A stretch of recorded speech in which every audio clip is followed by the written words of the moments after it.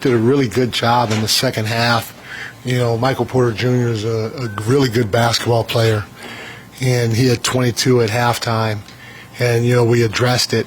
And I thought our team, led by OG, because that was his matchup, they did a good job coming out, trying to be more conscious and aware of where he was on the floor. And, he ended up with, I think 3 points in the second half.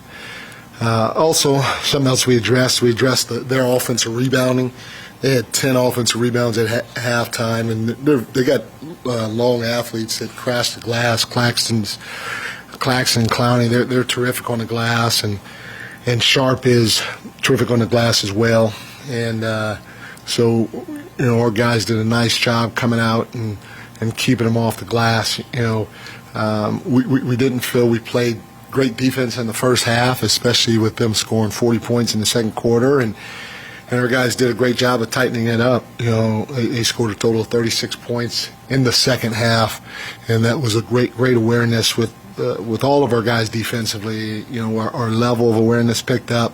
Our level of physicality picked up as well. We had 3 verticalities, which is huge for us. I think that's the highest number we had. OG had a big one in the third quarter for us. And we had 12 deflections in the second half. So that tells you right then and there that our level of physicality, awareness, all that other stuff was there for us, and it translated into what they scored and what they shot from the floor. And then on top of that, we ended up with 48 baskets and 38 assists on those 48 baskets. And, we always talk offensively, hey, touch the paint and spray it, touch the paint and spray it. We ended up with 18 sprays, which isn't bad. Felt we could have probably had more. And then 15 offensive rebounds. We had 15 offensive rebounds for 25 second chance points. And, both those areas we're big believers in, and our guys went out and got it done. Mitch, by the way, was the defensive player of the game. I don't really fall into the plus-minus stuff a ton, but, another amazing stat. He keeps throwing up these stats that are amazing. He played 16 and a half minutes. And he was a plus 40, to impact the game that way. And again, I'm not a huge believer in it, but to see a number like that in the short amount of time that he played is just amazing. Mike, when you think about this team leading the NBA in 40-point quarters, I think you guys have 6 now compared to the next best team has 4 40-point quarters. Is that a good sign that the offense is trending in the right direction for you? Yeah, it is, but we're still learning. I truly believe we could still play better. We could still mix it up, and what we have to get cautious of is not settling. We're moving a lot of bodies around, and we want to keep moving bodies around to make it hard on the defense. And if we do, and it becomes just second nature to us, then we'll have a chance to be a pretty good offensive team. Mike, sorry, did I cut you off? No. Oh, no. Did you notice anything different tonight with Carl's passing out of drives? Like, you love the sprays, right? Like, I feel, maybe just me, but I feel like he's getting a little more comfortable passing out of those drives, and that seems to be integral to keeping things moving. Yeah, if he drives the ball and it's one-on-one, hey, go finish. He's one of the best finishers I've been around. He's extremely creative. But if he draws a second defender, then you've done your job. You draw a second defender, somebody is open. And, I think he only ended up with 2 assists tonight.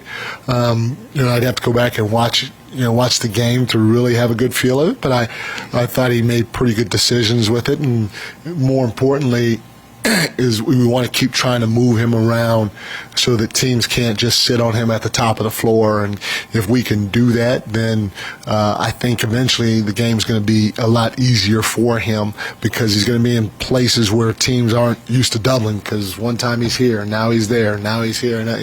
So that's what we plan on doing with him, and he's getting a little bit more comfortable every time we step on the floor. Mike, coming into the homestand here, you guys were not great in third quarters, especially the Milwaukee and Miami game, but you come home and you're dominating these third quarters the last 4 nights. Did the approach change? Did anything change specifically between the beginning of the year and then Yeah, I said this before. We had lost 3 in a row, and a lot of people thought the sky was falling. But we hadn't been together long. I'll be the first to admit I didn't know when to put Josh in, when to take him out. I didn't know when to put Mitch in, when to take him out. I was still figuring out our rotations and how we're going to play and all that other stuff. And so we just need time. And I thought I was bad, and we were bad as a team in Miami. We went to, I think, Milwaukee next, and I thought we were pretty good in the first half. We kind of fell apart a little bit in the second half, and then we go to Chicago, and not as good the first half, but we were pretty good in the second half. So again, it's not going to happen one night. We may go on another 3-game losing streak. We may, mess up in the third quarter. Who knows? If you want to be great in life, you got to find a way to get consistent. Be consistent. That's the biggest thing, and that's what we're preaching and talking about. And all we did was just address our third quarters. Hey, whatever we got to do to come out, be locked in, let's do it. But Ty's our strength coach. He's not stretching them any longer or whatever. Our guys going out and they're just playing and they're locked in. Mike, you said we have a chance to be a pretty good offensive team. Yeah. You had over a four-quarter span last game and this game, 160 points. Is it when you say we have a chance to be good, you mean it's got to be consistent, or because that's crazy those numbers? No, yeah, but so we're talented, and we're going to have, no matter what we do on the floor, we're going to have the ability to score. But you take the regular season and you prepare yourself for the postseason. And if you just go out there and play the wrong way and win, we're still probably going to score because we're talented. Got a lot of guys that can score, but it's not going to help us later on. And there are things that we have to continue to try to get better at in terms of our recognition and stuff like that out on the floor, and our pace, getting the ball in bounds on a make, not walking the ball up, getting right to our stuff. If they take this away, bam, we got counters, go to the counter.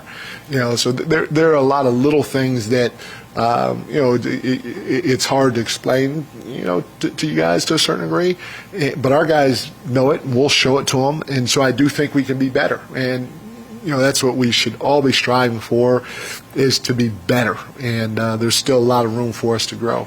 What do you think the Nets did in the second quarter, and how did you address it when they kind of outscored you?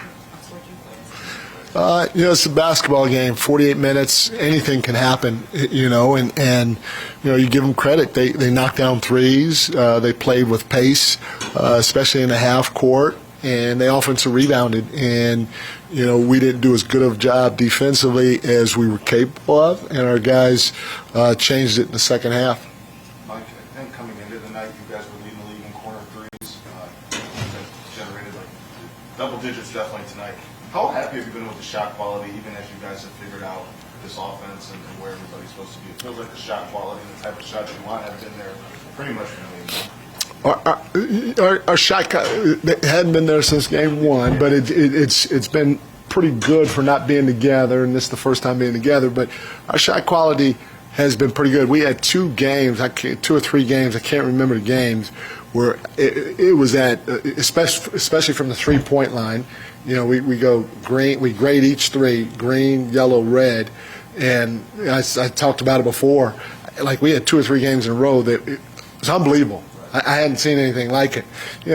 We were a little bit more normal, I think, the game before, 2 games before. It'd be interesting to see how we were tonight. I thought it was pretty good.